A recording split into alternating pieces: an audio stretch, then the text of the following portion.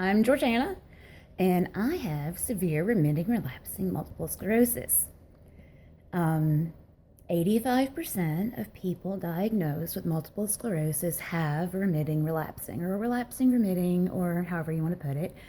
Um, it's, MS is nothing like cancer, but the remitting part, you know how cancer can go into remission and then it can come back, and it can go into remission with treatment, and it can come back. It's the same concept with multiple sclerosis, that you'll go through a period where your symptoms won't be bad, and then out of the blue, bam, everything in the body goes crazy. And it's called an attack or an exacerbation. And when that happens, it can it can cause a lot of different symptoms. It can cause a lot of different problems.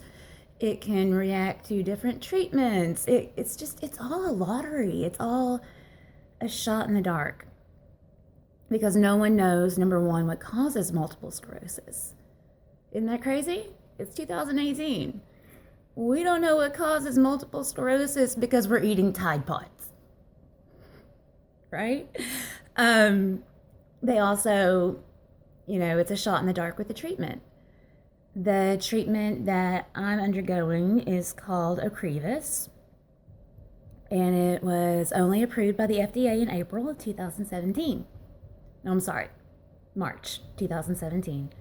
I was diagnosed in April of 2017, and there was no Ocrevus in Lexington, Kentucky yet. So I was treated with a different chemo. It is considered chemotherapy, but it's not anything like the chemotherapy for cancer.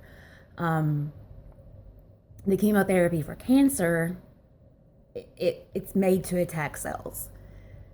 And sometimes it attacks good cells along with the bad cells for cancer chemotherapy. The chemotherapy for multiple sclerosis, I have read article after article trying to understand this. And I'm going to put a shout out to my buddy Laurie, who could probably do one of these videos and better explain this whole concept. The chemo for multiple sclerosis intends to change something about the makeup of the cells so that they don't attack the body, is the gist of what I understand. It's not destroying cells, it's trying to change cells. So it's considered chemotherapy. And hair loss is not one of the recognized side effects of Ocrevus. But for me, it's a question. Some people with MS have hair loss, just period, regardless of treatment. So it could be just stress, could be the disease, but my hair didn't come out in clumps. It came out and it thinned, and I could see my scalp.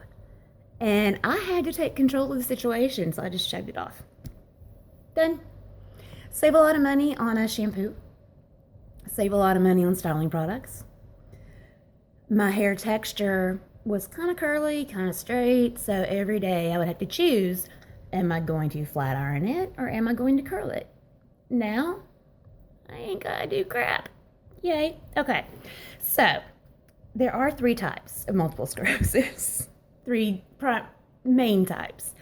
So there's the relapsing remitting, where you can go through periods of having no symptoms. Some people with relapsing remitting have a completely normal life for years with very little effect, very little pain, very little loss of mobility.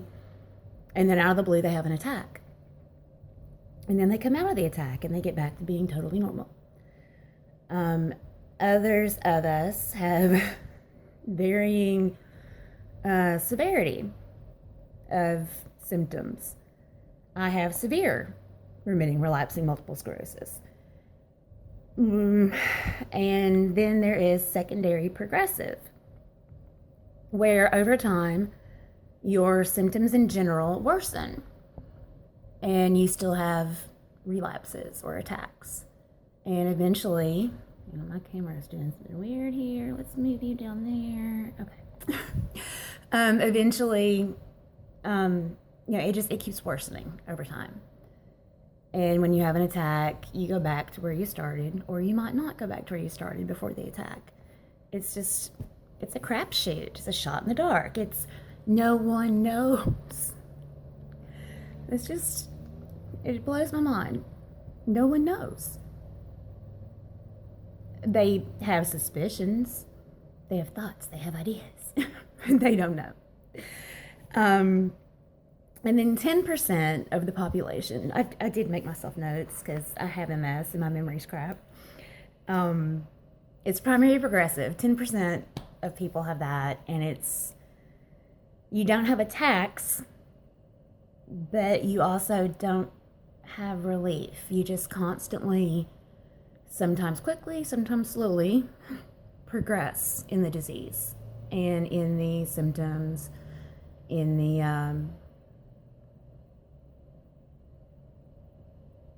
the effects.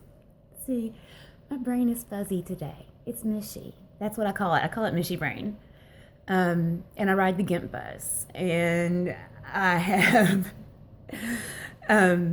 sometimes it looks like I have like the alcoholic shakes because my hands have muscle spasms. That's fun.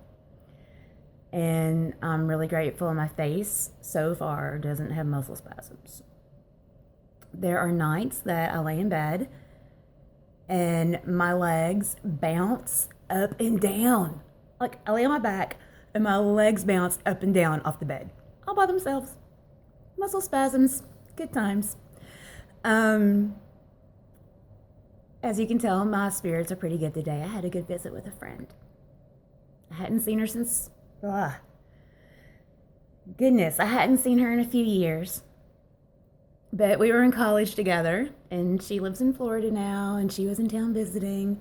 We went to lunch, and it was a good time. It was good to see her. And it seems like, even though MS is considered a rare disease, once it enters your life, you start hearing it everywhere. Like, all of a sudden, everybody knows somebody with MS. So-and-so's little sister, so-and-so's big brother, so-and-so's dad. And it blows my mind that we don't know why it happens. But, okay, that was your little science lesson for the day, taught by someone totally ignorant of science things, liberal arts major. But thanks for the feedback so far on the first video. And thanks for watching this one. Hope y'all are well. Hope you're still being pretty. Hope you're staying warm. And next time, it won't be about science. I don't know what it'll be about, but I'm done with this science shit. All right. Bye.